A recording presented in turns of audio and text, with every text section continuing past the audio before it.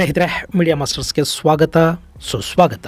ಗೆಳೆಯರೆ, ರಷ್ಯಾ ಮತ್ತೊಂದು ಭಯೋತ್ಪಾದಕ ದಾಳಿಗೆ ತುತ್ತಾಗಿದೆ. ಒಂದ್ ಕಡೆ ರಷ್ಯಾದ ಅಧ್ಯಕ್ಷ ವ್ಲಾದಿಮಿರ್ ಪುತಿನ್ ಅಮೆರಿಕ ಹಾಗೂ ಪಶ್ಚಿಮದ ದೇಶಗಳ ವಿರುದ್ಧದ ಕೂಟವನ್ನ ಗಟ್ಟಿ ಮಾಡ್ಕೊಳ್ಳೋದಕ್ಕೆ ಏಷ್ಯಾ ಪ್ರವಾಸ ಮಾಡಿ ಅಲ್ಲಿಂದ ವಾಪಸ್ಸು ರಷ್ಯಾ ಸೇರ್ಕೊಳ್ಳೋ ಹೊತ್ತಿಗೆ ರಷ್ಯಾದಲ್ಲಿನ ಇಸ್ಲಾಮಿಕ್ ಪ್ರಾಬಲ್ಯ ಇರೋ ಪ್ರದೇಶಗಳ ಮೇಲೆ ದಾಳಿ ನಡೆದಿದೆ. ಅಲ್ಲಿನ ಅಲ್ಪಸಂಖ್ಯಾತರ ಚರ್ಚುಗಳು, ಸೆನಗಾಗ್ಗಳನ್ನ ಗುರಿಯಾಗಿಸಿಕೊಂಡು ಮಾಡಲಾದ ಈ ದಾಳಿಲಿ ಚರ್ಚೊಂದರ ಪಾದ್ರಿ ಸೇರಿದ ಹಾಗೆ 15ಕ್ಕೂ ಹೆಚ್ಚು ಮಂದಿ ಸಾವಿಗೀಡಾಗಿದ್ದಾರೆ. ಹಾಗೆ ಒಂದಷ್ಟು ಉಗ್ರರನ್ನು ಕೂಡ ರಷ್ಯಾದ ಭದ್ರತಾ ಪಡೆಗಳು ಹೊಡೆದು ಕೆಡವಿವೆ. ಹಾಗಾದ್ರೆ ರಷ್ಯಾದ ಮೇಲಿನ ಈ ದಾಳಿಯ ಹಿಂದಿನ ಕಾರಣ ಏನು? ತುಂಬಾ ಸೇಫ್ ಅಂದ್ಕೊಂಡಿದ್ದ ಭಯೋತ್ಪಾದನೆಯನ್ನ ನಿರ್ದಾಕ್ಷಿಣ್ಯವಾಗಿ ಮಟ್ಟ ಹಾಕೋ ರಷ್ಯಾ ಕೂಡ ಭಯೋತ್ಪಾದಕರ ದಾಳಿಗೆ ತುತ್ತಾಗ್ತಾ ಇರೋದು ಹೇಗೆ? ಇಷ್ಟಕ್ಕೂ ಈಗ ಈ ಉಗ್ರರ ದಾಳಿಗೆ ತುತ್ತಾದ ಪ್ರದೇಶಗಳಿವೆಯಲ್ಲ, ಅವುಗಳ ಮಹತ್ವ ಏನು ಮತ್ತು ಇದು ರಷ್ಯಾದ ಹೊಸ ತಲೆನೋವಿಗೆ ಯಾಕೆ ಕಾರಣವಾಗುತ್ತೆ?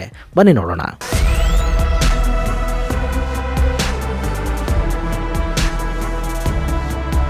ಗೆಳೆಯರೆ, ಭಾನುವಾರ ರಷ್ಯಾದ ಪಾಲಿಗೆ ಆತಂಕ ಹಾಗೂ ದುಃಖದ ಭಾನುವಾರ ಆಯಿತು. ಅಲ್ಲಿನ ದಾಗಿಸ್ತಾನ್ ಪ್ರಾಂತದ ರಾಜಧಾನಿ ಮಖಾಚಕಾಲ ಮತ್ತು ಕರಾವಳಿ ನಗರ ಡರ್ಬಂಟ್ನಲ್ಲಿ ಅಪರಿಚಿತ ಬಂದೂಕುಧಾರಿಗಳು ಕಾಣಿಸಿಕೊಂಡ್ರು. ಅಲ್ಲಿನ ಚರ್ಚು ಮತ್ತು ಯಹೂದಿಗಳ ಪ್ರಾರ್ಥನಾ ಮಂದಿರಗಳನ್ನು ಗುರಿಯಾಗಿಸಿಕೊಂಡು ದಾಳಿ ಮಾಡಿದ ಈ ಉಗ್ರರು ಅಲ್ಲಿ ನಡೆಸಿದ ಗುಂಡಿನ ದಾಳಿಯಲ್ಲಿ ಒಂದಷ್ಟು ನಾಗರಿಕರು ಸಾವಿಗೀಡಾಗಿದ್ದಾರೆ. ಹಾಗೆ ಡರ್ಬಂಟ್ ನಗರದಲ್ಲಿ ಚರ್ಚ್ ಒಂದರ ಪಾದ್ರಿ ಗುಂಡಿನ ದಾಳಿಗೆ ಬಲಿಯಾಗಿದ್ದಾರೆ. ಇನ್ನು ಮಖಾಚಕಾಲಾದಲ್ಲಿ ಭದ್ರತಾ ಪಡೆಗಳು ನಡೆಸಿದ ಪ್ರತಿದಾಳಿಯಲ್ಲಿ 3 ಬಂದೂಕುಧಾರಿಗಳನ್ನು ಹೊಡೆದು ಕೆಡವಲಾಗಿದೆ. ಹಾಗೆ ಒಬ್ಬ ಪೊಲೀಸ್ ಅಧಿಕಾರಿ ಕೂಡ ಸಾವಿಗೀಡಾಗಿದ್ದಾರೆ. ಇಲ್ಲಿ ಇಂಥದ್ದೊಂದು ದಾಳಿ ನಡೆಯೋ ಸಾಧ್ಯತೆಗಳ ಬಗ್ಗೆ ಇತ್ತೀಚೆಗಷ್ಟೇ ಜರ್ಮನಿ ರಷ್ಯಾಗೆ ಒಂದು ಸಣ್ಣ ಸೂಚನೆಯನ್ನು ಕೊಟ್ಟಿತ್ತು. ಕಳೆದ ಬಾರಿ ಮಾಸ್ಕೋದಲ್ಲಿ ನಡೆದ ದಾಳಿಗೂ ಮುನ್ನ ಕೂಡ ಇದೇ ರೀತಿಯ ಎಚ್ಚರಿಕೆಯನ್ನು ರಷ್ಯಾಗೆ ಕೊಡಲಾಗಿತ್ತಾದರೂ ಆ ದಾಳಿಯನ್ನು ತಡೆಯೋದಕ್ಕೆ ಸಾಧ್ಯ ಆಗಿರಲಿಲ್ಲ. ಈ ಬಾರಿ ಕೂಡ ಅದೇ ರೀತಿಯ ದಾಳಿಗಳು, ಅಂದ್ರೆ ಮಾಸ್ಕೋದಲ್ಲಿ ನಡೆದ ದಾಳಿಯ ತರದ್ದೇ ಮತ್ತೊಂದು ದಾಳಿ ರಷ್ಯಾದಲ್ಲಿ ನಡೆಯುತ್ತೆ ಅನ್ನೋ ಮಾಹಿತಿಯನ್ನ ಜರ್ಮನಿಯ ಬೇಹುಗಾರಿಕಾ ಏಜೆನ್ಸಿಗಳು ತಿಳಿಸಿದ್ವು. ಆದರೆ ಈ ಬಾರಿ ಕೂಡ ರಷ್ಯಾಗೆ ದಾಳಿಯನ್ನ ನಿಯಂತ್ರಿಸುವುದಕ್ಕೆ ಸಾಧ್ಯ ಆಗಿಲ್ಲ. ಇನ್ನು ಈ ದಾಳಿಯ ಹಿಂದೆ ಅಫ್ಘಾನಿಸ್ತಾನ ಮೂಲದ IS ಅಂದ್ರೆ ಇಸ್ಲಾಮಿಕ್ ಸ್ಟೇಟ್ ನ ಕೈವಾಡ ಇದೆ ಅನ್ನೋ ಸಂಶಯಗಳು ವ್ಯಕ್ತವಾಗ್ತಾ ಇದ್ರೆ, ಮತ್ತೊಂದು ಕಡೆ ಈ ದಾಳಿಯ ಹಿಂದೆ ಪಶ್ಚಿಮದ ದೇಶಗಳ ಕೈವಾಡ ಇದೆ ಅನ್ನೋ ಅನುಮಾನವನ್ನ ರಷ್ಯಾ ವ್ಯಕ್ತಪಡಿಸ್ತಾ ಇದೆ. ಅದಕ್ಕೆ ಕಾರಣ ರಷ್ಯಾದ ಇತ್ತೀಚಿನ ಬೆಳವಣಿಗೆಗಳು. ಮತ್ತು ರಷ್ಯಾನ ಬಲಹೀನಗೊಳಿಸಬೇಕು ಅಂದ್ರೆ ಅಲ್ಲಿ ಮತ್ತೆ ಪ್ರತ್ಯೇಕತಾವಾದಿ ಹೋರಾಟಗಳಿಗೆ ಜೀವ ಕೊಡಬೇಕು ಅನ್ನೋದನ್ನ ಪಶ್ಚಿಮದ ದೇಶಗಳು ಅರ್ಥ ಮಾಡಿಕೊಂಡು ಅದನ್ನ ವ್ಯವಸ್ಥಿತವಾಗಿ ಆಚರಣೆಗೆ ತರ್ತಾ ಇರೋ ರೀತಿ.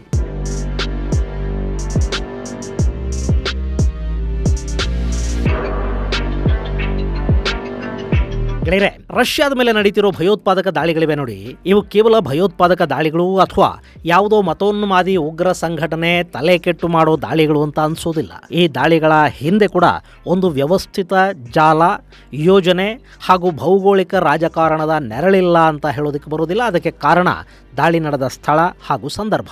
ಈಗ ನೋಡಿ, ಈ ಉಗ್ರರ ದಾಳಿ ನಡೆದಿರುವುದು ಕಾಕಸಸ್ ಪರ್ವತ ಶ್ರೇಣಿಯ ಉತ್ತರ ಭಾಗದಲ್ಲಿ ಮತ್ತು ರಷ್ಯಾದ ದಕ್ಷಿಣ ಭಾಗದಲ್ಲಿನ ಪ್ರದೇಶಗಳಲ್ಲಿ. ಈ ದಾಗಿಸ್ತಾನ ಅಂದ್ರೆ ಇಲ್ಲಿ ಮ್ಯಾಪ್ ಅಲ್ಲಿ ನೀವು ನೋಡ್ತಾ ಇದ್ದೀರಲ್ಲ, ಇದು ಮೊದಲು ಇದರ ಭೌಗೋಳಿಕ ಹಾಗೂ ಜನಾಂಗೀಯ ವಿವರಗಳ ಬಗ್ಗೆ ಒಂದಷ್ಟು ಗಮನ ಹರಿಸೋಣ. ಈ ದಾಗಿಸ್ತಾನ ಗ್ರೇಟರ್ ಕಾಕಸಸ್ ಪರ್ವತ ಶ್ರೇಣಿಯ ಉತ್ತರದಲ್ಲಿದೆ. ಈ ಕಾಕಸಸ್ ಅನ್ನೋದು ಏಷ್ಯಾ ಹಾಗೂ ಯುರೋಪ್ ಅನ್ನ ಬೇರ್ಪಡಿಸುವ ಪರ್ವತ ಶ್ರೇಣಿ. ಇನ್ನು ಇದು ಒಂದು ಕಡೆ ಕ್ಯಾಸ್ಪಿಯನ್ ಸಮುದ್ರವನ್ನ, ಮತ್ತೊಂದು ಕಡೆ ಅಜರ್ಬೈಜಾನ್, ಪಶ್ಚಿಮದಲ್ಲಿ ಜಾರ್ಜಿಯಾ, ಚೆಚನ್ಯಾ ಹಾಗೂ ಉತ್ತರ ಭಾಗದಲ್ಲಿ ಕಲ್ಮಿಕಿಯಾಗಳನ್ನ ಗಡಿಯಾಗಿ ಹೊಂದಿದೆ. ಈ ಕಾಕಸಸ್ ಪರ್ವತ ಶ್ರೇಣಿಯ ಉತ್ತರ ಭಾಗದಲ್ಲಿನ ರಷ್ಯಾ ಇದೆಯಲ್ಲ, ಇದು ಮುಸ್ಲಿಂ ಬಾಹುಳ್ಯದ ಪ್ರದೇಶ. ಗೆಳೆಯರೆ, ಇಲ್ಲಿ ನೀವೊಂದು ಚಾರ್ಟ್ ಅನ್ನು ನೋಡ್ತಾ ಇದೀರಲ್ಲ, ಇದು ರಷ್ಯಾದಲ್ಲಿ ಎಲ್ಲೆಲ್ಲಿ ಅತಿ ಹೆಚ್ಚು ಇಸ್ಲಾಂ ಇದೆ ಅನ್ನೋದನ್ನ ತೋರಿಸುವ ಚಾರ್ಟ್. ಒಟ್ಟು ರಷ್ಯಾದ ಜನಸಂಖ್ಯೆಯಲ್ಲಿ 10% ಮುಸ್ಲಿಮರಿದ್ದಾರೆ ಅಂತ ಹೇಳಲಾಗುತ್ತೆ.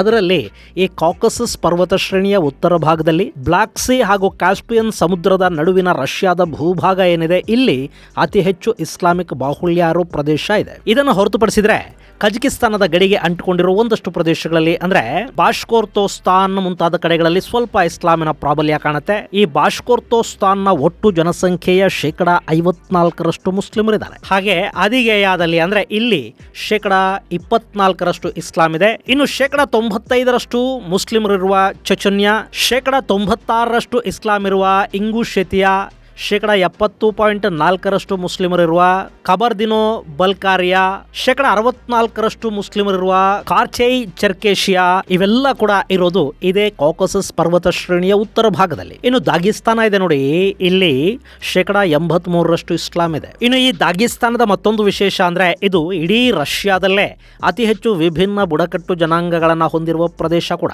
ಸುಮಾರು 50,300 ಚದರ ಕಿಲೋಮೀಟರ್ ವಿಸ್ತೀರ್ಣ, 35 ಲಕ್ಷ ಜನಸಂಖ್ಯೆ ಇರುವ ಈ ಪ್ರದೇಶದಲ್ಲಿ 30 ವಿವಿಧ ಬುಡಕಟ್ಟು ಜನಾಂಗಗಳು, 14 ಅಧಿಕೃತ ಭಾಷೆಗಳು ಇವೆ. ಇದೊಂಥರ ವಿವಿಧತೆಯ ನಾಡು. ಈ ವಿವಿಧತೆ ಅನ್ನೋದಿದೆಯಲ್ಲ, ಅದು ಕೂಡ ಒಮ್ಮೊಮ್ಮೆ ಸಮಸ್ಯೆಗಳಿಗೆ ಕಾರಣ ಆಗಿಬಿಡುತ್ತೆ. ಇಲ್ಲಿ ಏನಾಯ್ತು ಅಂದ್ರೆ, ಯಾವಾಗ 1991ರಲ್ಲಿ ಆಫ್ಘನಿಸ್ತಾನದ ಯುದ್ಧ ಸೋತು ರಷ್ಯಾ ಬಲಹೀನಗೊಂಡು ಒಕ್ಕೂಟದಲ್ಲಿದ್ದ ದೇಶಗಳು ಹೊರ ಹೋಗೋದಕ್ಕೆ ಸಿದ್ಧ ಆದವೋ, ಆ ಸಂದರ್ಭದಲ್ಲಿ ಈ ಉತ್ತರ ಕಾಕಸಸ್ ಪ್ರದೇಶದ ಇಸ್ಲಾಂ ಬಾಹುಳ್ಯದ ಪ್ರದೇಶಗಳು ಮತ್ತು ಅಲ್ಲಿನ ಬುಡಕಟ್ಟು ಜನಾಂಗ ಕೂಡ ನಾವು ರಷ್ಯಾದವರಲ್ಲ, ವಿಭಿನ್ನ ಬುಡಕಟ್ಟು ಜನಾಂಗಗಳಿಗೆ ಸೇರಿದವರು ನಾವು, ನಮಗೆ ಪ್ರತ್ಯೇಕ ದೇಶ ಬೇಕು ಅಂತ ಕೇಳೋದಕ್ಕೆ ಶುರು ಮಾಡಿದ್ರು. ಚೆಚನ್ಯ ರಷ್ಯಾದಿಂದ ಹೊರ ಹೋಗೋದಕ್ಕೆ ಬಂಡಾಯ ಸಾರಿದ ದಿನಗಳಲ್ಲಿ ಈ ದಾಗಿಸ್ತಾನ ಕೂಡ ಪ್ರತ್ಯೇಕಗೊಳ್ಳುವ ಸಿದ್ಧತೆಗಳನ್ನು ನಡೆಸಿತು.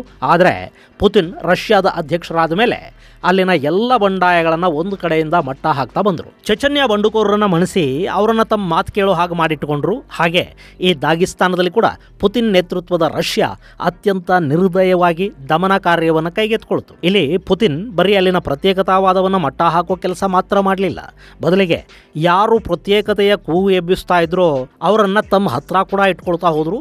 ಯಾರು ಮಾತು ಕೇಳೋದಿಲ್ಲ ಅನ್ನಿಸ್ತು ಅವರನ್ನು ಹೊಸಕ್ಕೆ ಹಾಕ್ತಾ ಹೋದ್ರು. ಯಾರನ್ನ ಸಾಕಬಹುದು ಅನ್ನಿಸ್ತು ಅವರಿಗೊಂದು ಸ್ವಲ್ಪ ಸ್ವಾತಂತ್ರ್ಯ ಸ್ವಾಯತ್ತತೆಯನ್ನು ಕೊಟ್ಟು ಹಾಗೆ ಮಾಡಿ ಆ ಪ್ರದೇಶಗಳ ನಾಯಕರನ್ನ ವಿಶ್ವಾಸಕ್ಕೆ ತಗೊಳ್ತಾ ಹೋದ್ರು. ಈ ನಿಲುವು ಅಲ್ಲಿನ ಬಂಡಾಯವನ್ನು ಶಮನ ಮಾಡ್ತು.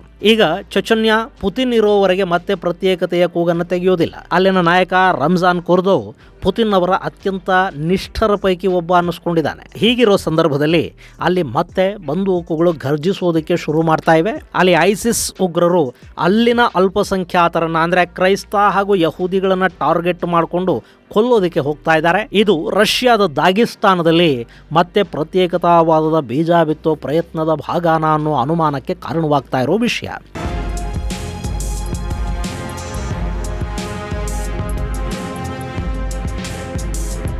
ಗೆಳೆಯರೆ, ಇತ್ತೀಚೆಗೆ ಏನಾಗ್ತಾ ಇದೆ ಅನ್ನೋದನ್ನ ನೀವು ಗಮನಿಸ್ತಾ ಇರಬೇಕು. ರಷ್ಯಾದ ಅಧ್ಯಕ್ಷ ಪುತಿನ್ ಸೀದಾ ರೆಡ್ ಸೀಲಿ ತಮ್ಮ ಒಂದು ನೌಕಾ ಬೇಸನ್ನು ಮಾಡಿಕೊಂಡ್ರು. ಆಫ್ರಿಕಾ ದೇಶಗಳಲ್ಲಿ ರಷ್ಯಾ ಬಲಿಷ್ಠಗೊಳ್ತಾ ಹೋಗ್ತಾ ಇದೆ. ಅಲ್ಲಿರೋ ಪಶ್ಚಿಮ ದೇಶಗಳು ಬೆಂಬಲಿಸುವ ಸರ್ಕಾರಗಳನ್ನ ಪದಚ್ಯುತಗೊಳಿಸಿ ಅಲ್ಲಿ ತಮ್ಮ ಪೊಪೆಟ್ಗಳನ್ನ ಪುತಿನ್ ಅಧಿಕಾರದಲ್ಲಿ ಕೂಡಿಸ್ತಾ ಇದ್ದಾರೆ. ಅರಬ್ ದೇಶಗಳ ಜೊತೆ ರಷ್ಯಾ ತನ್ನ ಮೈತ್ರಿಯನ್ನ ಗಟ್ಟಿ ಮಾಡಿಕೊಳ್ತಾ ಇದೆ.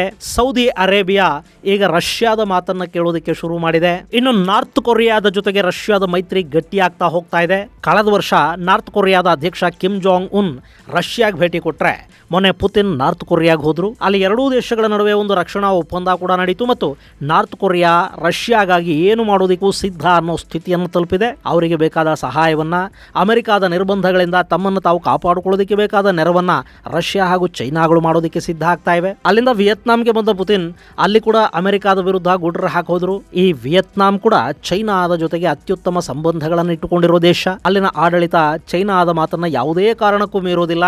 ಹೀಗೆ ಪುತಿನ್ ಏಷ್ಯಾದಲ್ಲಿ, ಆಫ್ರಿಕಾದಲ್ಲಿ ಚೈನಾನ ಬಳಸಿಕೊಂಡು ತಮ್ಮ ಶಕ್ತಿಯನ್ನ ಹೆಚ್ಚು ಮಾಡ್ಕೊಳ್ತಾ ಹೋದ್ರೆ, ಅವರಲ್ಲೆಲ್ಲ ತಮ್ಮ ಹಸ್ತಗಳನ್ನ ಚಾಚ್ತಾ ಹೋದ್ರೆ ಅಮೆರಿಕ ಹಾಗೂ ಪಶ್ಚಿಮದ ದೇಶಗಳು ನೋಡ್ತಾ ಸುಮ್ಮನೆ ಕೂತ್ಕೊಳ್ತ್ವಾ? ಅದರಲ್ಲೂ ಒಂದು ಕಾಲಕ್ಕೆ ಅಮೆರಿಕಾಗೆ ರಷ್ಯಾ ಮಾತ್ರ ಶತ್ರು ಆಗಿತ್ತು. ಈಗ ರಷ್ಯಾದ ಜೊತೆಗೆ ಚೈನಾ ಕೂಡ ಅಮೆರಿಕಾದ ವಿರುದ್ಧ ಬೆಳೆದು ನಿಂತಿದೆ. ಕ್ರಿಮಿಯಾ ಯುದ್ಧ ಮತ್ತು ಯುಕ್ರೇನ್ ದಾಳಿಯ ನಂತರ ರಷ್ಯಾ ಮತ್ತೆ ತನ್ನ ಶಕ್ತಿಯನ್ನು ಹೆಚ್ಚು ಮಾಡ್ಕೊಳ್ತಾ ಹೋಗ್ತಾ ಇದೆ. ಇದು ಮುಂದಿನ ದಿನಗಳಲ್ಲಿ ಅಮೆರಿಕಾದ ಏಕಸ್ವಾಮ್ಯಕ್ಕೆ ಖಂಡಿತ ಧಕ್ಕೆ ತರುತ್ತೆ. ಹೀಗಾಗಿ ಅದನ್ನು ಬ್ಯಾಲೆನ್ಸ್ ಮಾಡಬೇಕು ಅಂದ್ರೆ ರಷ್ಯಾದ ಒಳಗೆ ಆಂತರಿಕ ಸಮಸ್ಯೆಗಳು ಶುರು ಆಗಬೇಕು. ಇನ್ನು ಈ ಅಮೆರಿಕಾಗೆ ಉಗ್ರವಾದವನ್ನು ಪೋಷಿಸೋದು ಈ ಹಿಂದಿನಿಂದಲೂ ಗೊತ್ತಿರೋ ವಿಷಯನೇ. ಅಮೆರಿಕ ಒಂದೇ ಅಲ್ಲ, ರಷ್ಯಾ, ಚೈನಾ ಎಲ್ಲ ದೇಶಗಳು ತಮ್ಮ ಶತ್ರುಗಳ ವಿರುದ್ಧ ಬಳಕೆ ಮಾಡೋದು ಉಗ್ರವಾದವನ್ನ, ಪ್ರತ್ಯೇಕತಾವಾದವನ್ನ. ಅದರಲ್ಲೂ ಈಗ ಇಸ್ಲಾಮಿಕ್ ಭಯೋತ್ಪಾದಕರು ತುಂಬಾ ಸುಲಭವಾಗಿ ಬಳಕೆಗೆ ಸಿಗ್ತಾ ಇದ್ದಾರೆ. ಹೀಗಾಗಿ ಪಶ್ಚಿಮದ ದೇಶಗಳೇ ಐಸಿಸ್ ಮೂಲಕ ಈ ದಾಳಿಯನ್ನ ಮಾಡಿಸಿದ್ವಾ, ಈ ಅನುಮಾನವನ್ನ ರಷ್ಯಾ ವ್ಯಕ್ತಪಡಿಸ್ತಾ ಇದೆ. ಹೀಗಾಗಿನೇ ಈ ದಾಳಿಯ ಹಿಂದೆ ಯಾರಿದ್ದಾರೆ ಅನ್ನೋದು ನಮಗೆ ಗೊತ್ತು ಅಂತ ರಷ್ಯಾ ಹೇಳಿದೆ. ದಾಳಿಕೋರರಿಗೆ ದೇಶದ ಒಳಗೆ ಸಹಾಯ ಮಾಡಿದ ಸ್ಲೀಪರ್ ಸೆಲ್ಗಳನ್ನ, ಹಾಗೆ ದೇಶದ ಹೊರಗಿನಿಂದ ಇವರನ್ನ ಆಪರೇಟ್ ಮಾಡಿದವರನ್ನ ಯಾರನ್ನು ಕೂಡ ನಾವು ಸುಮ್ಮನೆ ಬಿಡೋದಿಲ್ಲ ಅಂತ ರಷ್ಯಾ ಅಬ್ಬರಿಸ್ತಾ ಇದೆ. ಅಲ್ಲಿಗೆ ರಷ್ಯಾ ಹೊರಗಿನವರು ಅಂತ ಹೇಳ್ತಾ ಇರೋದು ಯುಕ್ರೇನ್ ಹಾಗೂ ಅಮೆರಿಕಾದ ಬಗ್ಗೆ ಅನ್ನೋದರಲ್ಲಿ ಯಾವ ಅನುಮಾನನೂ ಇಲ್ಲ. ಆದರೆ ಗೆಳೆಯರೆ, ಈ ನಾರ್ತ್ ಕಾಕಸಸ್ ಪ್ರದೇಶ ಇದೆ ನೋಡಿ, ಇಲ್ಲಿ ಹಾಗೂ ಕಜಕಿಸ್ತಾನದ ಗಡಿ ಪ್ರದೇಶಗಳ ಮೂಲಕ ರಷ್ಯಾದ ಒಳಕ್ಕೆ ಐಸಿಸ್ ಉಗ್ರರು ಸುಲಭವಾಗಿ ಪ್ರವೇಶ ಪಡ್ಕೊಳ್ತಾ ಇದ್ದಾರೆ ಅನ್ನೋದನ್ನ ಈ ದಾಳಿಗಳು ತೋರಿಸ್ತಾ ಇವೆ. ಮೊನ್ನೆ ಮಾಸ್ಕೋದಲ್ಲಿ ಉಗ್ರರು ನಡೆಸಿದ ದಾಳಿಯಲ್ಲಿ 145ಕ್ಕೂ ಹೆಚ್ಚು ಮಂದಿ ಸಾವಿಗೀಡಾದರು. ಈಗ 15 ಮಂದಿ ಸಾವಿಗೀಡಾಗಿದ್ದಾರೆ ಅಂತ ಹೇಳಲಾಗ್ತಾ ಇದೆ. ಇದು ರಷ್ಯಾದಲ್ಲಿ ಉಗ್ರವಾದ ಮತ್ತೆ ಹೆಚ್ಚಾಗ್ತಾ ಇರೋದನ್ನ ಸೂಚಿಸುತ್ತೆ. ಸೂಚಿಸ್ತಾ ಇದೆ. ಬಹುಶಃ ಪುತಿನ್ ಇರೋವರೆಗೆ ಈ ನಾರ್ತ್ ಕಾಕಸಸ್ ಪ್ರದೇಶ ರಷ್ಯಾದಿಂದ ಬೇರ್ಪಡದೇ ಇರಬಹುದು. ಆದರೆ ಶಾಶ್ವತವಾಗಿ ಉಳ್ಕೊಂಡು ಬಿಡೋದಕ್ಕೆ ಪುತಿನ್ ಏನು ದೇವರಲ್ವಲ್ಲ. ಇಸ್ಲಾಮಿಕ್ ಉಗ್ರವಾದ ಅನ್ನೋದು ರಷ್ಯಾನ್ ಇವತ್ತಲ್ಲ ನಾಳೆ ಖಂಡಿತ ಕಿತ್ತು ತಿನ್ನುತ್ತೆ. ಅಷ್ಟೇ ಅಲ್ಲ, ಅದನ್ನ ಯಾರು ಬೆಳೆಸ್ತಾ ಇದ್ದಾರೋ ಅವರನ್ನು ಕೂಡ ಅದು ಖಂಡಿತ ಬಿಡೋದಿಲ್ಲ. ಇದು ಗೆಳೆಯರೆ, ರಷ್ಯಾದ ಮೇಲೆ ನಡೆದ ಭಯೋತ್ಪಾದನೆ ಹಾಗೂ ಅದರ ಹಿಂದೆ ಪಶ್ಚಿಮದ ದೇಶಗಳ ಕೈವಾಡ ಇದೆ ಅನ್ನೋ ರಷ್ಯಾದ ಆರೋಪಗಳಿಗೆ ಸಂಬಂಧಪಟ್ಟ ಒಂದಷ್ಟು ವಿಷಯ. ಮುಂದಿನ ಸಂಚಿಕೆಯಲ್ಲಿ ಮತ್ತಷ್ಟು ವಿಶೇಷಗಳ ಜೊತೆ ಮತ್ತೆ ಭೇಟಿಯಾಗೋಣ. ಅಲ್ಲಿವರೆಗೆ ಜೈ ಹಿಂದ್, ಜೈ ಕರ್ನಾಟಕ.